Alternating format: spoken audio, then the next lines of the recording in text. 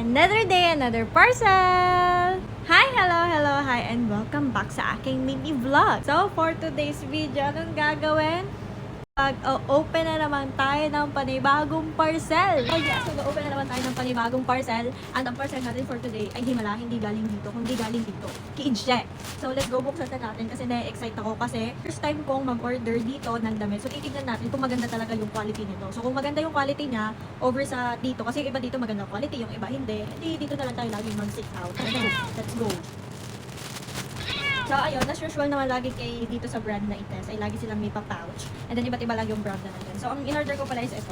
Tanda ko to kasi, naghahanap kasi talaga ako ng ganito na medyo quality. Ayaw ko kasi nung, ang tela ay cotton spandex, ayaw kasi medyo mainit. So, long sleeve na nga siya, tapos medyo mainit pa yung tela. So, ito yung binili ko. Ayan. Turtleneck na long sleeve.